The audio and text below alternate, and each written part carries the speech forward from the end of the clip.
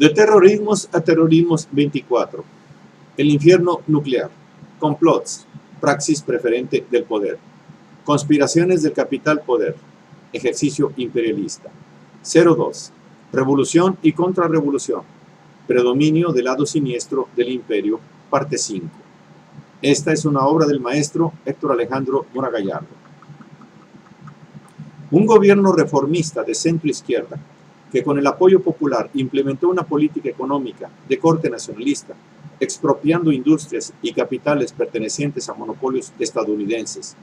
Era el caso de que a fines de los años 50, el capital extranjero en Brasil controlaba el 90% de la industria automotriz, el 85% de la tabacalera, el 82% de la electroenergética, el 70% de la fabricación de maquinaria, el 70% de la farmacéutica, el 50% de la química, el 45% de la producción de plásticos y el 20% de la del cemento.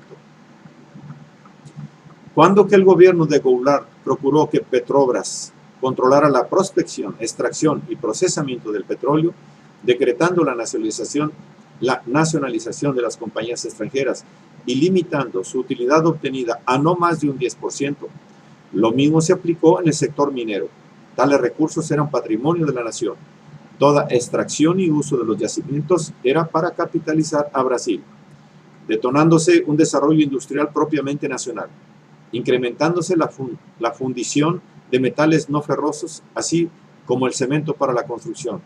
La energía eléctrica y la automotriz se vieron favorecidas por la conducción y el cuidado del Estado. Para el USA Imperio, el gobierno de Goulart representaba el más grande peligro posible en el horizonte monroísta, pues siendo Brasil el gigante del sur y como tal, un país con inmensos recursos naturales, el que tomara una dirección independentista manifiesta en la oposición a aislar a Cuba, defendiendo la coexistencia pacífica entre estados disímbolos, hacía de Brasil un posible rival en el subcontinente, con disposición y posibilidad de convertirse en la potencia austral, y como tal en la potencia de Iberoamérica, lo que el establishment yanqui, después de lo ocurrido en Cuba, sería lo peor y lo último en tolerar. Soberanía brasileira que estaría favorecida si se autodesarrollaba con libertad y manejo propio de su riqueza natural e industrial. La pesadilla de la subversión en el sur para el tío Sam consistía en que de una pequeña isla, así sea la mayor del Caribe, el siguiente en liberarse, en la égida monroísta, fuera el gigante brasileiro, mal ejemplo que se reproduciría en el resto del subcontinente. En consecuencia, con urgencia y prioridad, la inteligencia imperial se dio a la tarea de torpedear la nave brasileira, realizando los procedimientos prototipo para desestabilizar al régimen nacionalista libertario de Goulart, patrón de operaciones que de manera similar se aplicaría casi una década después en Chile, y que de hecho ya se estaba aplicando al evitar que el marxista de Salvador Allende llegase a ocupar el Palacio de la Moneda. En Brasil, desde 1962, la maquinaria intervencionista de Norteamérica se echó a andar favoreciendo a los candidatos de la derecha, cuya prevaricación implementada no salió a la luz, gracias a que el First National Citibank, el Bank of Houston, el Bank of Boston y el Royal Bank of Canada ejercieron el secreto bancario para ocultar los montos asignados por la CIA a las instituciones políticas de la oligarquía brasileña. Acto seguido, con el dinero empleado, los imperialistas procedieron a implementar un plan para entorpecer el desarrollo económico que las medidas del gobierno intentaban realizar. Si de por sí la desigualdad y la pobreza son un problema secular en las naciones históricamente colonizadas, el caso de Brasil es paradigmático. Un país de grandes contrastes entre la oligarquía señorial, latifundistas y la burguesía privilegiada capitalista, detentando un gran poder de concentración de la riqueza trasladado a un dominio directo y permanente de la política. El intento de Goulart se planteaba en contra de la poderosa oligarquía y de la reacción imperialista, formidables enemigos que operaron para destruir su política emancipativa. El patrón de intervención USA Imperio procede implementando los siguientes procedimientos. 1. Bloqueo al capital dinero bancario concedido al país rebelde. 2. Ayuda a la oposición de derecha. 3. Infiltración de las Fuerzas Armadas brasileñas. Por consiguiente, se incrementa el número de militares indoctrinados en las escuelas militares norteamericanas, lo que significaba una continuidad de enlace, puesto que desde la Segunda Guerra Mundial era un hecho consumado por la participación de un contingente brasileño comandado por el general João Batista Mascarenhas, desembarcando en Italia. Relación que en los 50 continuó con el fomento de una jerarquía militar afín al imperialismo, perfeccionada en Fort Knox, Fort Bragg, Escuela de las Américas. Por ende, a través del United States Military Assistance Program, MAP, y del Public Safety Program, PSP, se fue construyendo en diferentes países del hemisferio occidental una compleja institucionalidad contrainsurgente nacional e interamericana, lo cual contribuye a realizar 4. La consigna de efectuar golpes de Estado seguidos de la implementación de regímenes dictatoriales. Por lo tanto, una conexión proveniente de la alianza establecida desde la participación en Italia se aprovecha para realizar la infiltración de las Fuerzas Armadas brasileñas. El general Vernon A. Walters, quien fungió en la guerra como el oficial mayor de enlace con el ejército sudamericano, convertido en un experto instigador de la subversión, fue ubicado en la Embajada de Brasilia por 2 años, preparando la caída de cualquier régimen popular.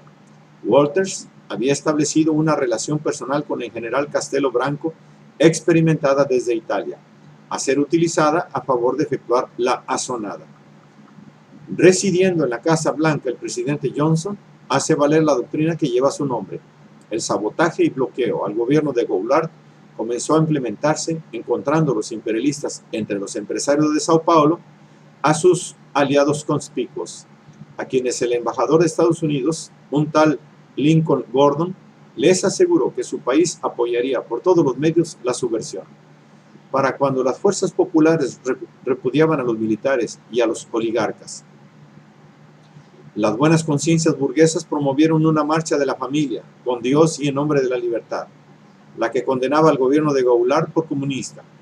Tal marcha procedió como detonador del inicio del putsch, realizado el 31 de marzo de 1964. El presidente se encontraba arrinconado. El ejército y los principales gobernadores reaccionarios se confabularon para derrocarlo. Vernon Walters se encargó de convencer a su amigo Castelo Branco para que cabezara la asonada y, tomando el mando, se convirtiera en el siguiente presidente de Brasil. Breve interregno acaecido, consumándose la transición hacia un gobierno pro-imperialista, pro-oligárquico. La Junta Militar de Branco, representante de los intereses latifundistas y de los grupos financieros industriales ligados a los monopolios norteamericanos, disolvió el Congreso Nacional, máximo órgano legislativo del país, usurpó su poder y se convirtió en dictadura unipersonal y militar del presidente, quien pasó a controlar totalmente el gobierno, destituyó a los representantes elegidos por el pueblo y se atribuyó la facultad de suspender los derechos políticos y de arrestar a cualquier ciudadano sin que mediara ninguna base jurídica. Hizo extensiva la jurisdicción de los tribunales militares a los tribunales civiles en los casos en que estuviera afectada la llamada seguridad nacional. Se arrestaron a muchos congresistas, los sindicatos fueron proscritos, los partidos políticos disueltos, prohibiendo las huelgas, aplastando el movimiento estudiantil y torturando y exterminando a miles de enemigos políticos. El acta institucional número 5 otorgó facultades exclusivas a la Junta para sancionar a ciudadanos acusados de subversión. La Junta reprimió no solo a la vanguardia de la clase obrera y a los sectores progresistas de la intelectualidad, sino también a representantes de la pequeña, mediana y gran burguesía que estaban contra los dictados de Wall Street. Lo que es igual a capital extranjero, sí, capital nacional a la cola. La reacción popular se implementó con lucha guerrillera, ya para entonces considerada como terrorismo, la cual fue cercenada por el gorilato hacia 1970, contando con la asistencia de asesores estadounidenses. Como resultado de todas esas acciones, fueron arrestadas más de 25,000 personas, cientos de las cuales fueron asesinadas o sucumbieron a causa de las torturas. lo que en contrapartida se da promoviéndose un milagro que ocurre cual lluvia de capitales, pues la banca internacional, conmovida en su corazón por la gesta antirrevolucionaria, generosamente hace que los capitales deuda vuelvan a fluir. Y paralelamente, la ayuda militar se multiplica preparando a los aparatos represivos a ejercer el subimperialismo. Y Brasil vio truncado su desarrollo independiente. En su lugar se efectuó un crecimiento programado en favor de la burguesía alineada, empleando técnicos en economía que administraron con austeridad y recesión a la inflación, fomentando el marco adecuado para que la nueva oleada neocolonialista, la invasión de las nuevas transnacionales en la industria, gracias a la entrada indiscriminada de capitales extranjeros con inmejorables condiciones de explotación y obtención de utilidades, y con indemnizaciones de por medio. Para ese entonces, las transnacionales norteamericanas tenían invertido en Brasil 1.500 millones de dólares. Todo ello a costa de incrementar la miseria en las clases bajas y el contraste entre la casta de oro y los empobrecidos de las favelas y sin tierra se acrecentó. Y peor aún, el imperio convirtió a Brasil en un subimperio, prioridad número 1 del imperialismo en Sudamérica, convirtiendo al régimen de gorilas en el más reaccionario de Latinoamérica y más obediente a la administración de Estados Unidos. Así, partícipe en apoyar las tropelías que Estados Unidos seguiría cometiendo en Sudamérica, pues he aquí que en Brasil se llevó a cabo el más grande de los programas patrocinados por el imperio para garantizar el subimperio, pues entre 1959 y 1972 se capacitaron 267.000 oficiales y efectivos de las Fuerzas Armadas y de la Policía brasileña. Todo fuera para la seguridad interior y del subcontinente, convirtiéndose el Brasil de los gorilas en la punta de lanza de la penetración económica, política y militar de Estados Unidos en los otros países de Latinoamérica. Condición y situación que se da al unísono de tornar más dependientes a los países intervenidos, en los mismos rubros preponderantes. Tan fue y es así que hacia 1974 a Estados Unidos le correspondió un poco más de la quinta parte de la exportación brasileña y casi una cuarta parte de la importación, y se mantuvo como el más grande inversionista en la economía de Brasil. Aliados del Pentágono, el gorilato brasileño se convierte en el respaldo imperial, permitiendo se cometan las acciones más atroces y reaccionarias en el subcontinente. Basta recordar que Brasil respaldó el rompimiento de relaciones diplomáticas con Cuba, política planteada por Estados Unidos, que la camarilla militar brasileña participó en la intervención que Estados Unidos llevó a cabo en la República Dominicana y que también, conjuntamente con Argentina, participó en la preparación y realización del golpe militar que en 1971 derrocó en Bolivia al gobierno progresista del general Torres, que en 1973 el gobierno brasileño envió tropas a la frontera con Uruguay para que en caso necesario respaldar el golpe de Estado que organizaron Bordaberry y la reacción, tanto interna como externa, para liquidar las conquistas democráticas del pueblo uruguayo. Con anterioridad, consejeros e instructores militares brasileños ayudaron a las Fuerzas Armadas y la Policía de Uruguay en su lucha contra los grupos ultraizquierdistas tupamaros. Y para rematar, la junta militar que gobernó Brasil apoyó la invasión y el genocidio perpetrado por los yanquis en Vietnam. Los métodos de la llamada contrainsurgencia moderna, generosos en la tortura y en la desaparición forzada, es importante recalcarlo, se habían venido elaborando en los Estados Unidos. Tales doctrinas y prácticas fueron propaladas por la Escuela Superior de Guerra de Brasil, por la llamada Escuela de las Américas desde 1961, venía funcionando en la zona del Canal de Panamá, así como por el Pentágono y otros servicios especiales norteamericanos.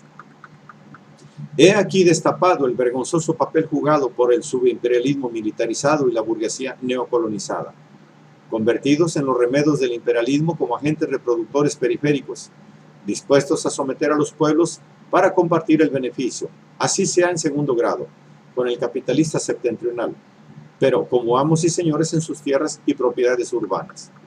Un ejemplo conspicuo de subimperialismo se ha dado en la relación establecida entre Brasil y Bolivia, en el ejercicio de explotación y succión de recursos mineros y de hidrocarburos empleándose en una política despótica similar a los más crudos tratos del viejo colonialismo, tal y como fue denunciado en su momento por exiliados bolivianos, quienes condenaron los contratos establecidos, calificándolos de vergonzosa negociación del gas y del hierro realizada con Brasil, descalificando al gobierno de Hugo Banzer, considerándolo ilegítimo y carente de validez para celebrar tratados con el extranjero que involucren los recursos naturales de la nación andina, en lo cual se denota cómo Brasil apoya a un régimen dictatorial procediendo a establecer contratos ventajosos que le permiten explotar los recursos a bajo precio.